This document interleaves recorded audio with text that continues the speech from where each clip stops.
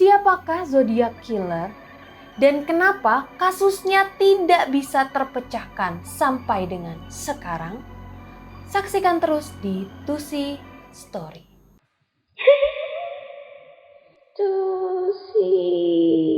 Welcome back to Tusi Story, di mana ada Tusi, di situ ada story. Nah, story kali ini aku akan membicarakan tentang pembunuhan berantai yang meneror daerah California Utara pada tahun 1960-an sampai 1970-an yang disebut dengan Zodiac Killer. Kenapa pembunuh ini bisa disebut dengan zodiak? Karena dia selalu menggunakan nama zodiak sebagai tanda pengenalnya di surat-surat yang dia kirimkan ke media massa. Dan dia juga selalu menambahkan lambang ini sebagai lambang dari zodiak. Dan gak cuma surat aja yang dia kirimkan, tapi dia juga mengirimkan sebuah kartu yang isinya adalah kode kriptogram.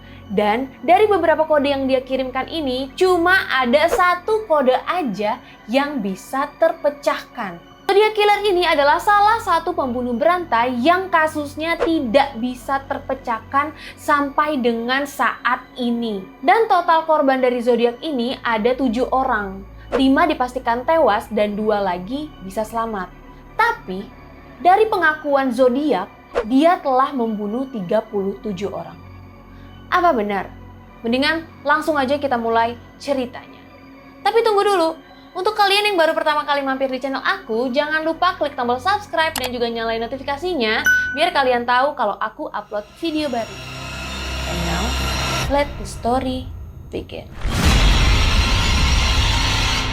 Di tanggal 20 Desember 1968, Zodiac melancarkan aksi pertamanya dengan membunuh pasangan muda yang bernama David Faraday dan juga Betty Lou Jensen. Nah, kedua anak muda ini ditembak sama Zodiac waktu mereka lagi berduaan parkir di pinggir jalan. Kira-kira mereka lagi ngapain ya di pinggir jalan? Coba anak muda kasih tahu aku mereka ngapain di pinggir jalan parkir. Nah, sekitar 6 bulan kemudian Zodiac ini melancarkan aksi keduanya dengan percobaan pembunuhan kepada pasangan muda lagi yang bernama Darlene Ferlin dan Michael Maggio. Nah, lagi-lagi kedua anak muda ini lagi parkir di tempat gelap, guys.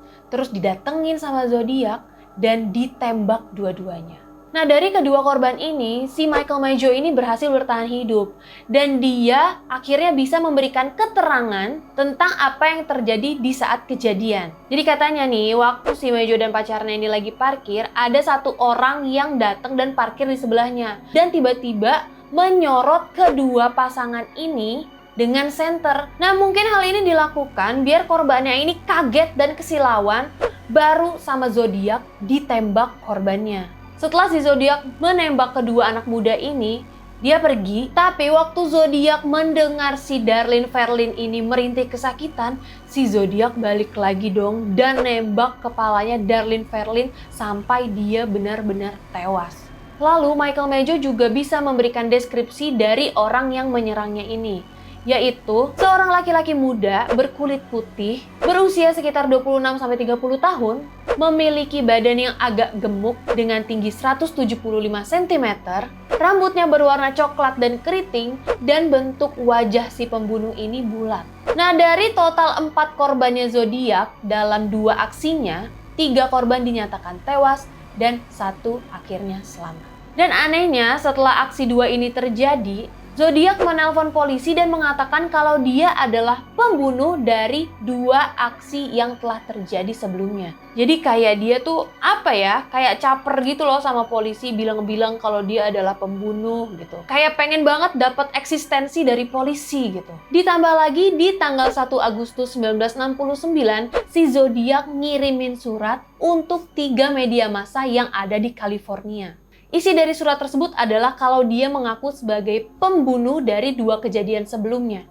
Tapi gimana orang mau percaya gitu kan kalau misalkan dia ini adalah si pembunuh dari kejadian-kejadian itu? Nah, di surat ini dia menyebutkan detail-detail pembunuhan yang belum pernah dipublish sama sekali sama polisi. Nah, bersamaan dengan surat tersebut, Zodiac juga mengirimkan sebuah kartu yang berisi kode kriptogram sebanyak 480.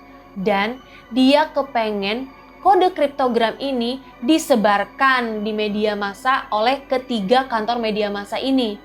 Karena kalau enggak, dia ini mengancam akan melakukan pembunuhan lagi dan menghasilkan korban yang lebih banyak di akhir minggu itu.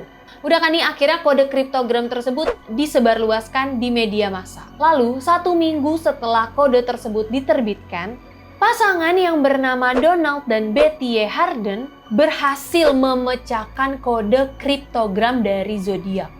Dan isinya adalah sebuah surat yang menurut aku cukup mengerikan.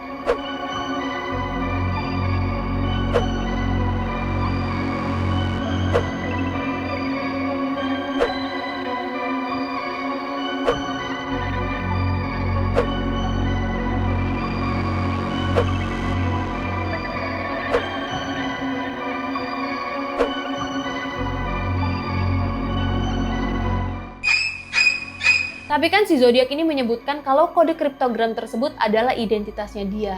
Ternyata bukan. Ternyata dia kayak cuman ngerjain polisi aja. Setelah kodenya ini terpecahkan, si Zodiac pun tidak berhenti sampai di situ. Dia melakukan aksi ketiga di tanggal 27 September 1969 dengan korban yang lagi-lagi pasangan muda yang bernama Cecilia Shepard dan Brian Hartnell. Dari kedua korban Zodiac kali ini, Brian Hartnell berhasil bertahan hidup. Jadi sebelum Zodiac ini mencoba membunuh korbannya, dia mengikat korbannya dulu. Setelah diikat, barulah Zodiac menyerang mereka dengan cara menusuk kedua korbannya berkali-kali. Untungnya si Brian Hartnell ini berhasil hidup dan berhasil mendeskripsikan si pembunuh, yaitu seorang laki-laki mengenakan jubah hitam dengan sebuah lambang zodiak di dadanya. Ini adalah lambang zodiak yang selalu dia gunakan pada surat-surat yang dikirimkan ke media massa. Dan di aksi ketiganya ini, Zodiac meninggalkan sebuah kode yang dituliskan di pintu mobil korbannya, yaitu adalah tanggal pembunuhan dan dengan cara apa Zodiac melakukan pembunuhan. Nah, di aksinya Zodiac yang ketiga sudah ada 6 korban, 4 orang dinyatakan tewas dan 2 orang berhasil selamat. Sampai di akhir aksinya Zodiac di tanggal 11 Oktober 1969. Kali ini dia menyerang seorang supir taksi yang bernama Paul Stine yang ditembak sama dia di kepala. Nah, beruntungnya dari aksi yang terakhir ini ada 3 orang saksi mata.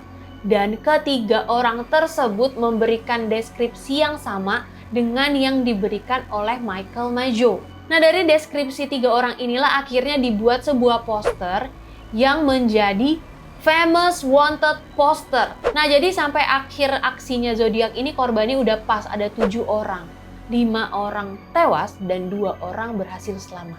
Nah, setelah kejadian tersebut, Zodiac mengirimkan lagi surat kepada media massa yang mengaku kalau dia adalah si pembunuh dari Paul Stine dengan mengirimkan robekan baju dari Paul Stine yang berlumuran darah. Di surat itu, dia juga bilang kalau dia nggak segan untuk membunuh siapapun dengan menuliskan sebuah ancaman kalau dia akan membunuh anak-anak yang ada di dalam bus sekolah. Dan dia juga mengirimkan sketsa bom yang akan ditempelkan di bus tersebut. Tapi sampai sekarang ancamannya Zodiac tentang pembunuhan anak-anak sekolah dengan bom ini tidak pernah terjadi. Dan kayak mau ngerjain polisi aja gitu, mau carmuk di depan polisi biar dia terus diperhatikan dan dia terus masuk berita di koran. Pengen banget populer kayaknya ini Zodiac ya. Zodiac ini ngirimin beberapa surat lagi sampai dengan tanggal 29 Januari 1974 yang merupakan surat terakhirnya. Di isi surat terakhirnya ini, dia kayak nulis sesuatu tapi kayak curhat gitu.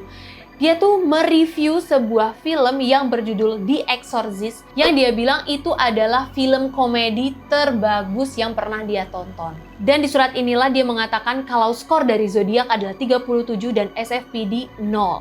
Yang artinya adalah si Zodiac telah membunuh 37 orang. Tapi polisi tuh nggak percaya kalau Zodiac ini sudah membunuh 37 orang. Karena yang berkaitan sama si Zodiac ini cuma 7 korban pertamanya aja.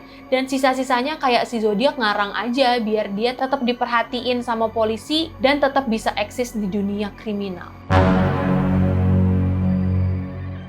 Akhirnya di tahun 2002 ada teknologi yang digunakan sama SFPD untuk mendapatkan DNA dari zodiak dengan mengekstrak saliva yang tertempel di perangko surat-suratnya zodiak. Nah, DNA tersebut akhirnya dijadikan patokan untuk tersangka-tersangka yang dicurigai kalau dia adalah zodiak. Nah, ada beberapa orang yang mengaku kalau dia ini mengetahui siapa zodiak. Yang pertama adalah Gary Stewart. Dia mengaku kalau bapaknya sendiri yang namanya Earl Van Best Jr. adalah zodiak. Sampai-sampai dia ini bikin buku tentang detail-detail kejadiannya zodiak yang disamakan dengan ayahnya. Dia mengatakan kalau sketsa dari zodiak ini mirip banget sama muka bapaknya. Terus ada kode nama dari salah satu suratnya zodiak yang kalau diurutkan ini namanya sama kayak bapaknya Gary Stewart, yaitu Earl Van Best Jr. Tapi setelah tulisan tangan dari bapaknya Gary Stewart ini disamakan dengan zodiak,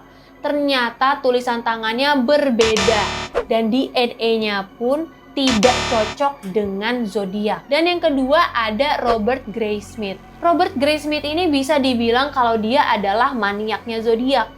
Karena dia sangat penasaran nih sama kasusnya zodiak sampai dia benar-benar nyelidikin kasus per kasus dari kelakuannya si zodiak. Dan dia mengatakan kalau orang yang bernama Arthur Leigh Allen adalah zodiak. Karena si Arthur Leigh Allen ini tinggal di daerah yang sama dengan zodiak dan dia juga beberapa kali pernah masuk keluar penjara. Selain itu, ada bukti dari keluarganya yang mengatakan kalau si Arthur Leigh Allen ini di tahun 1969 pernah datang ke Danau Berryessa, di mana itu adalah tempat dari aksi ketiganya zodiak. Dan kata keluarganya, si Arthur Leigh Allen ini pas pulang dari Danau Berryessa berlumuran darah dan di mobilnya ditemukan pisau yang juga berlumuran darah. Gak cuma itu, di tahun 1971, teman dari Arthur Leigh Allen ini pernah ngomong kalau si Allen ini punya keinginan untuk membunuh. Dia juga pengen dipanggil dengan nama zodiak, padahal pada saat itu nama zodiak belum pernah dipublish sama polisi. Terus dia juga ngomong ke temennya kalau dia ini pengen ngebunuh orang dengan menggunakan senjata api dan juga senter, dan itu sama persis sama aksi keduanya zodiak. Tapi setelah DNA dari Arthur Leigh Allen ini dicocokkan dengan DNA-nya zodiak, ternyata nggak match. Dan akhirnya Arthur Leigh Allen ini tidak bisa dikatakan kalau dia adalah zodiak. Tapi sebenarnya kalau dilihat-lihat dari ciri-cirinya Arthur Leigh Allen ini, dia kayak punya ambisi untuk membunuh. Kayak emang pikirannya ini udah pikiran psikopat gitu. Dan mungkin aja dia ini emang benar-benar pembunuh atau dia adalah pembunuh berantai lain. Tapi dia ini bukan zodiak. Nah, sampai sekarang pun kasusnya zodiak ini tidak pernah terpecahkan. Bahkan beberapa kode yang dia kirimkan juga tidak pernah bisa terpecahkan. SFPD pun akhirnya menutup kasusnya zodiak di tahun 2004. Tapi di tahun 2007 SFPD kembali membuka kasusnya zodiak, tapi nggak tahu alasannya tuh apa. Mungkin karena di tahun 2007 ada film tentang zodiak yang dirilis. Nah, kalian sebenarnya penasaran nggak sih kenapa dia menamakan dirinya sebagai zodiak? Nah, kalian pernah tahu nggak ada jam tangan yang mereknya zodiak dan lambangnya sama seperti yang digunakan oleh zodiak? Nah, dipercaya zodiak killer menggunakan nama dari jam tangan tersebut dan juga lambangnya untuk dijadikan identitasnya dia. Gak penasaran lagi kan kenapa namanya zodiak? Karena aku juga udah gak penasaran lagi kenapa namanya zodiak. Aku kira kayak dia adalah orang yang memiliki semua zodiak. Gak taunya cuman terinspirasi dari sebuah jam tangan. Nah, itulah tadi story tentang zodiak killer. Gimana menurut kalian? Apakah menurut kalian zodiak ini benar-benar membunuh 37 orang? Atau itu hanya aksi capernya dia aja terhadap polisi dan juga media massa karena mau eksis dan mau terkenal? Langsung aja komen di bawah. Oke, segitu dulu Tusi Story kali ini. Terima kasih untuk kalian yang udah nonton. Dan kalau kalian mau request untuk next Tusi Story, boleh banget langsung aja komen di bawah ini. Buat kalian yang mau nonton video lain yang gak kalah menegangkan dan gak kalah seru, langsung aja diklik video selanjutnya. Jangan lupa like video ini dan juga subscribe channel aku. Tusi pamit, see you guys on the next video and bye!